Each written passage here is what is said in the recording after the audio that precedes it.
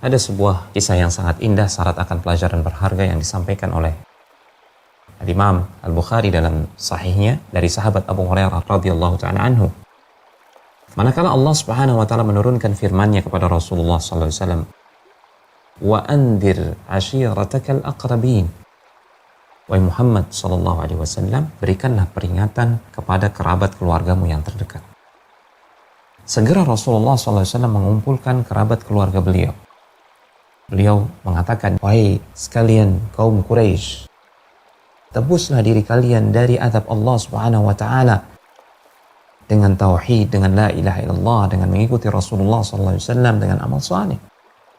Karena aku, sekalipun aku sebagai orang Quraisy, sama seperti kalian, aku tidak bisa menyelamatkan kalian di hadapan Allah Subhanahu wa taala.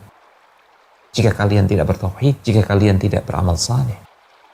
Kata Rasulullah SAW, "Wahai kalian putra-putra keturunan Abdul Manaf, tebuslah diri kalian dari azab Allah Subhanahu wa taala dengan tauhid dan amal saleh.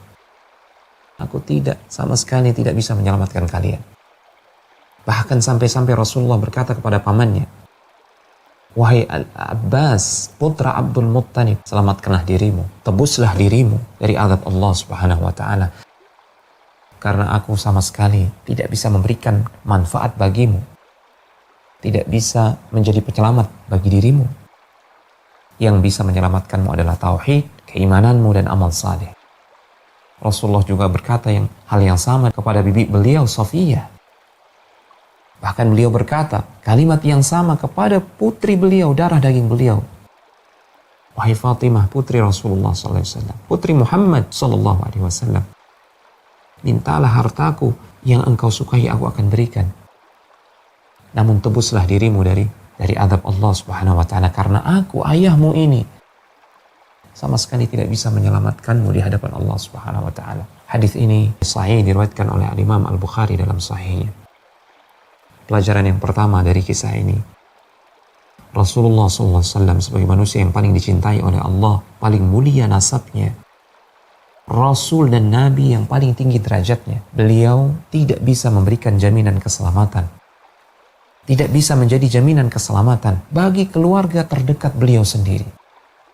Apalagi bagi kita, apalagi bagi orang-orang yang jauh dari Rasulullah SAW, apalagi bagi mereka, orang-orang yang tidak mencintai dan tidak mengamalkan sunnah-sunnah Rasulullah SAW. Kenapa? Beliau hendak mengajarkan kepada kita agar kita hanya bergantung kepada Allah, hanya mengharapkan keselamatan dari Allah Subhanahu wa taala. Kemudian pelajaran yang kedua dari kisah ini adalah bahwasanya orang-orang yang terdekat dengan Rasulullah SAW kelak di hari kiamat, di akhirat kelak, adalah mereka orang-orang yang bertauhid dan orang-orang yang mengikuti beliau SAW, mengamalkan apa yang beliau syariatkan, meninggalkan apa yang beliau larang. Kemuliaan nasab, kedekatan nasab dengan Rasulullah SAW bukanlah jaminan keselamatan di akhirat kelak. Tidak sama sekali menjamin seseorang tersebut karena dekat nasabnya dengan Rasulullah SAW, kemudian lantas dia menjadi orang yang paling dekat dengan Rasulullah SAW di akhirat kelak. Tidak. Inilah kemuliaan bagi orang-orang yang bertauhid dan bagi ahli sunnah yang setia mengikuti Rasulullah SAW lahir dan batin.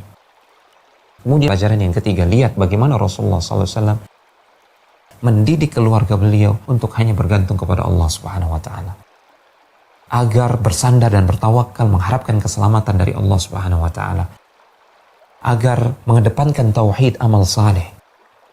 Beliau tidak mengedepankan diri beliau selaku pribadi orang-orang terdekat bagi kerabat-kerabatnya, tidak.